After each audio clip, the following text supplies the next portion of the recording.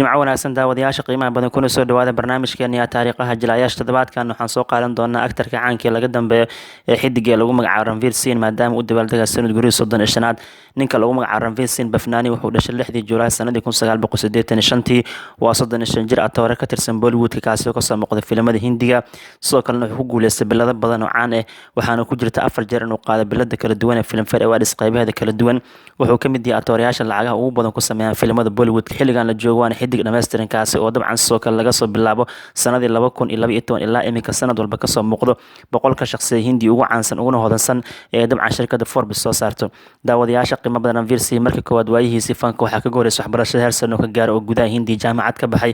kadibna wuxuu aaday dhankaasi Mareykanka asigoo dabcan jaamacadda caanka Indiana University Bloomington ka soo qalin jabiyay dhanka dhaqaalaha ka bartay kadib wuxuu ku soo laabtay Ranveer Singh gudaha Hindi wuxuu isku dayay dhanka film jarista oo maqaam ka gaaray laakiin wuxuu maray dhibaato kala duwan sidaas darteed wuxuu noqday marka koowaad shirkadaha xayeysiimaha kala duwan la shaqeeyay ugu dambeyntii waxa uu suura gashay sanadii 2010 inuu ku soo biiray Bollywood wuxuuna ku soo caanbaxay filimkii Banda Baja Barat ee jacaylkii shactirada isku jira waxaana iska leh shirkadda caanka ee Shart Films filimkaana wuxuu noqday mid guuleystay sidoo kale tan wuxuu ku qaatay abaalmarinta Filmfare Awards ee la siiyay atooraha soo galootiga fanka Hindiga ku cusub sanad walba ayaa biladan la bixiyaa kadibna wuxuu dabcan ammaan ballaaran ku helay filimkiisii Lotera ee 2013 uu sameeyay mashruucii jacaylka ahay laakiin wuxuu ku saldhigtay filimada dabcan uu sameeyay directorka caanka ee Sanjay Leela Bhansali oo ay ka mid yihiin Ram Leela Bajirao Mastana iyo Padmavali filimka Bajirao Mastana wuxuu ku qaatay abaalmarinta atooraha ugu wanaagsan Filmfare Awards bixiso sanadii 2015 soo kala daawadayaasha qiimaha badan xidigan wuxuu noqday atoor weyn oo la isku halleyn karo markii uu sameeyay filimkii Simba ee doorka askari uu ku matalay actionka kaasi oo 200 karoor ka badan soo xareeyay filimkana blockbuster weyn noqday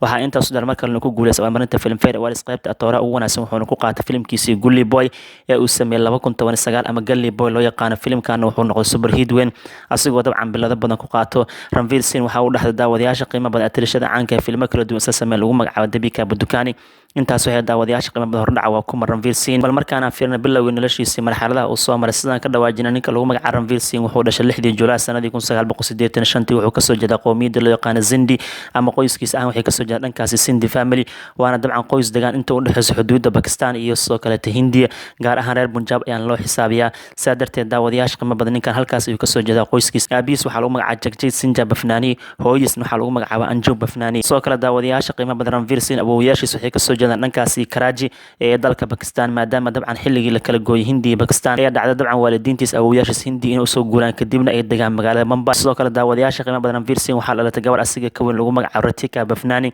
waxaa kaloo xusud mudan daawadayaasha qiimo badan Ranveer Singh inay qaraabo yihiin gabadha lagu magacaabo Sonam Kapoor ee Bollywood ka tirsan sababta Sonam Kapoor hooyadeed ee lagu magacaabo Sonita Kapoor magaceeda rasmiga waa Sonita Bafnani kan walaalihii Ranveer Singh aabiis taasi oo ka dhigan marka Anil Kapoor marwadiis waxay la dhalatay dabcan Ranveer Singh aabiis halkaas ay dabcan qaraabo ahaan iska soo galaan dhinaca kale daawadayaasha qiimaha badan sheekooyinka Ranveer Singh laga qoray waxaa kamid ah magaca wuxuu iska reebay Bafnani asigoo dabcan magacaas u arkay inuu yahay magacaan saameyn lahayn ama soo jiidasho lahayn dadkan ay ku adkaanaysan inay ku bartaan sadarteed wuxuu doortay markii uu fanka soo galay inuu qaato magaca Ranveer Singh oo kaliya Bafnani uu iska reebo daawadayaasha qiimaha badan Ranveer Singh markii uu yaraa waligiis wuxuu jeclaan jiray atoor inuu noqdo sadarteed waxaa dhici jirtay xilligii iskuulka uu dhiganay inuu dabcan riwaayadaha kala duwan sameyn jiray sidoo kale tan xilliyada qoyskiisa arooska ay qabaan ama xafladaha arooska looga wacna dance heer sare iyo goobaha ka sameyn jiray laakiin ugu dambeyntii wuxuu go'aan ku gaaray waxbarashada inuu dabcan kamira dhaliyo kadibna wuxuu galay college-ka caanka ee dabcan ku yaala Mumbai ee loo yaqaan HR College of Commerce and Economics kadibna wuxuu ka bartay dhinacaas dhaqaalaha markii uu ka qaatay shahaadada heerka jaamacadda waxa uu suura gashay dhankaasi Mareykanka inuu aado kadibna wuxuu soo qaatay dabcan Bachelor of Arts soo qaatay gaar ahaan dhanka qoraalka iyo sidoo kale wuxuu soo bartay literature-ka luqadda iyo dhaqaalaha isku bartay wuxuuna ka soo baxay jaamacaddan ka dhawaajin Indiana University Ranveer Singh wuxuu ku soo laabtay gudaha Hindiya kadib wuxuu rabay ninkan inuu noqdo actor laakiin wuxuu ogaa markii uu joogo Mareykanka inuu haysto fursad qaali ah darteed wuxuu galay fasal uu ku barnaa dhanka jiliinka oo dabcan Mareykanka ayuu iska soo dhisay ninkaas wuxuu ku soo bartay jiliinka markii uu gudaha Hindi imaa sanadii 2007 gaar ahaan Mumbai uu imaaday ma aysan u suura galin Bollywood inuu ku biiray kadib wuxuu noqday inuu la shaqeeyo shirkadaha xayeysiimaha kala duwan sameeya shaqadaas ayuu saldhigtay kadib wuxuu ku fikiray inuu qaado tilaabo xigta sidii uu Bollywood ku soo biiri lahaa wuxuu noqday assistant director ama dabcan inuu caawiyo qolyaha filimada sameeya ama film sameeyaasha halkaas markii uu joogo Ranveer Singh wuxuu ogaaday inay dhib badan tahay sidii uu Bollywood ku soo gali lahaa ama atooro ku noqon lahaa sadarteed dhammaan shirkadaha kala duwan ee Bollywood ayuu u geeyay waradiisii muuqaalo iska duubay inuu atooro noqon karo haddii uu baahdan in la soo xiriiraan bal markaan fiirin wixii dhacay Ranveer Singh tilaabadaas markii uu qaaday waxaan fiirin doonaa intii u dhaxaysay 2010 ilaa 2014 markii Ranveer Singh uu Bollywood ku soo biiray ugu dambeyntii daawadayaasha qiimaha badan Janaayo 2010 Ranveer Singh waxaa looga wacay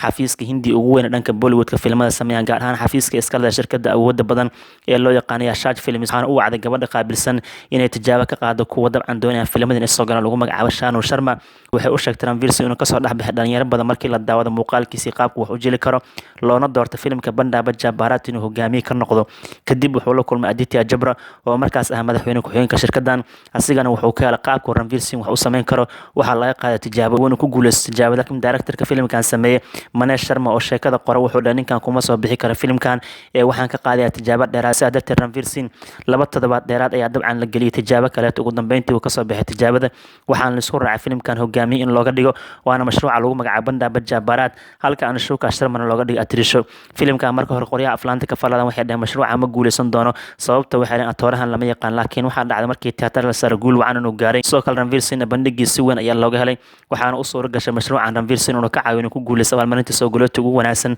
ee shirkadda Filmfare Awards bixiso filimkiisii labaad wuxuu u sameeyay shirkadda caanka Yaashaaj Films waana mashruuca lagu magacaabo Ladies vs Ricky Ball waxaana u sameeyay isla director Maneesh Sharma waxaana dabcan filimkan lagu soo daray Praniti Jabra iyo sidoo kale Anushka Sharma filimkan asigana wuxuu noqday mashruuc guuleystay sidaa darteed Ranveer Singh wuu saldhigtay labada filim ee shirkadda Hindi ugu weyn ku aamintana waxay noqdeen kuwo guuleystay laakiin xidigan wuxuu banaanka soo dhigay markii uu sameeyay filimkii Lotera ee 2013 la daawado waxaana la sameeyay gabadha lagu magacaabo Sonakshi Sinha inkastoo filimkan ganacsan guul dareystay laakiin Ranveer Singh bandhigii kalaasiga uu sameeyay si weyn ayaa loogu amaanay waxaana markaas la ogaaday wiilkan in dabcan door kasta uu sameyn karo Loterna waxaa la dabcan waa filimkii albaabada u fur Ranveer Singh oo uu ku muujiyay dabcan door kasta inuu matali karo wadayaasha qiimaha badan ugu dambeyntii Ranveer Singh wuxuu gacanta ku dhigay filimka weyn Ram Leela ama Galyoonkii Rasila Ram Leela wuxuu la sameeyay Dabika Budukani filim sameeyay Sanjay Banzali ayaa ka helay wiilkan markii uu fiirsaday bandhigii uu ka sameeyay filimkiisii koowaad Bandaba Jabarat wuxuuna go'aan ku gaaray inuu ku aamino filimka Ram Leela filimkana dabcan aaminaadii lagu aamin Ranveer Singh uu ka soo baxay uu noqday hit weyn sidoo kale tan mashruucan wuxuu ka caawiyay Ranveer Singh uu tartamo abaalmarinta Filmfare Awards qaybta atooraha ugu wanaagsan laakiin ma uusan calfanin sidaa darteed wuxuu ka mid noqday Ram Leela filmadii 2013 lacagaha ugu badan soo xareen ee Bollywood ka sameeyay daawadayaasha qiimaha badan sanadii 2014 Ranveer Singh wuxuu ku laabtay kambaniga weyn Yaashaaj Films wuxuuna u sameeyay filimkii Gundai oo dabcan Ali Abbas Safar directorka halka Arjun Kapoor Priyanka Jabri Irfan Khan ay la sameeyeen filimkan asigana wuxuu noqday mashruuc guuleystay oo sami hit waxaana si weyn looga helay isfahanka shaashada ee ku muujiyay Ranveer Singh Arjun Kapoor oo boqolkiiba boqol filimkan wacdana dhigeen dhamaadkii 2014 wuxuu la imaaday filimkii Kill Deal ee dabcan u sameeyay shirkadda Yaashaaj Films waxaana directorka Shad Ali filimkan waxaa la jashay Praniti Jabra halka Govinda uu laadar ka ahay Ali Safarna uu door muhiim ku lahay laakiin filimkan sheeka ahaan ganacsi ahaan wuu guul dareystay bal markaana diiradda saarna daawadayaasha qiimaha badan intii u dhaxeysay 2015 ilaa iminka waa markii Ranveer Singh oo atoornimo ka dalacay xidig weyn uu noqday kana mid noqday kuwa Bollywood kugu saameynta badan xilligan daawadayaasha qiimaha badan sanadii 2015 Ranveer Singh wuxuu la shaqeeyay gabadha dabcan aflaanta fariimaha waaqiciga sameysay lagu magacaabo Soya Akhtar wuxuuna ka soo muuqday filimkii weynaa Dil Dadke Du ee dabcan isugu keenay jilayaasha caanka sida Anil Kapoor Shafali Shah Priyanka Jabra Farhan Akhtar iyo Anushka Sharma filimkan sheeka ahaan waa laga helay sidoo kale suuqyada caalamkan wuxuu ka noqday hit weyn laakiin gudaha Hindi ku fashilmay wuxuuna noqday mashruuc guul dareysta oo below average Ranveer Singh 2015 wuxuu ku soo qatimay filimkii weynaa Bajrao Mastani hiitka weyn noqday mashruucana dabcan waxaa la sameeyay atrishada caanka Dabika Budukani waxaana directorka Sanjay Banzali si dabcan Ranveer Singh doorkiisa Bajrao Mastani boqolkiiba boqol kaga run sheegay wuxuu sameeyay ninkan madaxana uu xirtay sidoo kale 22 maalmood qol isku xiray si uu doorkiisa boqolkiiba boqol kaga run sheegay ugu dambeyntii filimka markii tiyaatar la saaray wuxuu noqday hit weyn ganacsigiisa dibad iyo dal markii la isku daran wuxuu soo xaray in ka badan 350 karoor ama 49 milyan doolarka Mareykanka ayuu keenay sidoo kale Ranveer Singh wuxuu ku qaaday abaalmarinta Filmfare Awards qaybta atooraha ugu wanaagsan oo markii ugu horeysay la guddoonsiiyay daawadayaasha qiimaha badan dhamaadkii 2016 Ranveer Singh waxa uu soo gashay inuu la shaqeeyo film sameeya caanka Aditya Jabra wuxuuna u dhiibtay filimkii Befikri waxaana mashruucan ku weelisay tirshada caanka Vani Kapoor inkastoo filimkan dabcan lagu duubay magaalada Paris iyo meelo kale sidoo kale si casri loo duubay haddana daawadayaasha Hindiga sheekadiisa ma aysan ka helin filimka Befikrina wuxuu noqday mashruuc ganacsi ahaan guul dareystay sidaa darteed daawadayaasha qiimaha Ranveer Singh wuxuu qaatay hal sano shaashada inuu ka maqnaado laakiin halka sano meel ma uusan iska seexan ee wuxuu ku guda jiray inuu isku diyaariyo doorkiisii kalaasiga ahay Alauddin Khilji ee uu ku matalay filimkii Banvad ee 2018 horaantiisii la daawaday filimkana waxaa ku heliyeen Dabika Budukani Shahid Kapoor wuxuuna Banvad noqday blockbuster taariikhi ah asigoo ganacsi waali sameeyay ganacsigiisa dibad iyo dal markii la isku daray xitaa wuxuu gaaray 570 karoor ama 80 milyan oo doolarka Mareykanka ayuu soo xareeyay sidoo kale filimkan kalaasiga ah Ranveer Singh wuxuu ku qaatay abaalmarinta Filmfare Awards qaybta loo yaqaano Critics Award for for best actor ama waxaa la siiyaa dabcan bilada atooraha labaad ee sanadkaas u qalmay in la siiyo sidaa darteed Ranveer Singh wuxuu ka dhaxlay magac weyn filimka Padmavat iyo doorkiisa uu ku matalay Alauddin Khilji ee uu ku matalay ninkii dabcan xumaanta u saaxiibka ahay sidoo kale filimkan Ranveer Singh wuxuu sheegay markuu sameeyay kadib inuu u baahdo maskaxiyan in lala taliyo oo uu qaato tiiraanya bixin waxa loo yaqaan psychosocial counseling maadaama uu sheegay doorkii Alauddin Khilji si adag inuu u matalay sidoo kalena boqolkiiba boqol doorkaas israacsiiyay si uu qof caadi ugu soo laabto noloshiisa caadi ku soo laabtana wuxuu u baahnaaday ninkan la talin tiiraanya bixin dhanka caafimaadka in la siiyo maskaxiyan ku aad daawadayaasha qiimaha badan dhamaadkii 2018 Ranveer Singh wuxuu la midoobay directorka lagu riyo inuu la shaqeeyo ninka lagu magacaabo Rohit Shetty wuxuuna u sameeyay filimkii Simba ee actionka ah fariinta booliska ximbaarsanaa sheeka ahaan laga soo min guuriyay filimka Telugu ee Timber ee 2015 uu sameeyay dabcan Junior NTR Ranveer Singh filimkan waxaa ku weelay Sara Ali Khan halka Sonu Sood oo laadarka ah Ajay Devgan dabcan wuxuu ka qaatay muuqaal marti ah filimkan waxaa soo saara ka ah Karan Johar Simba wuxuu noqday blockbuster taariikhi ah asigoo 240 karoor ka badan gudaha Hindi ka soo xareeyay ganacsigiisa dibadda ee dal markii la isku daran wuxuu gaaray 400 karoor ama 56 milyan oo doolarka Mareykanka ayuu keenay Ranveer Singh waxaa loo aqoonsaday inuu yahay top star ama xidig weyn oo aan loo gali karin asoo ka mid noqday dabcan shanta atoore ee Bollywood ugu awood badan dhamaadkii 2018 xidigan daawadayaasha qiimo badan hadba doorka sameyn karo wuxuu la imaaday horaantii 2019 filimkii Gully Boy ama Gully Boy ee dabcan directorka ee Zoya Akhtar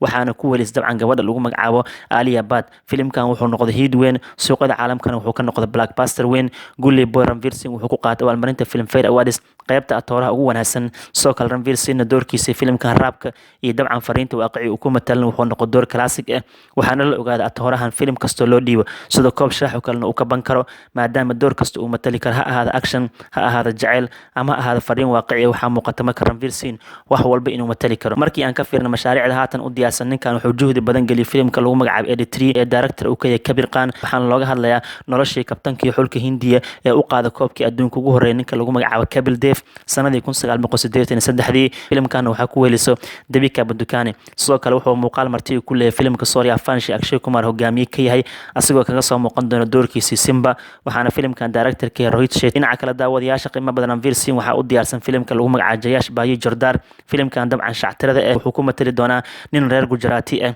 waxaana dabcan iskale kambaniga weyn ee Yashak Films waana shirkadii soo caan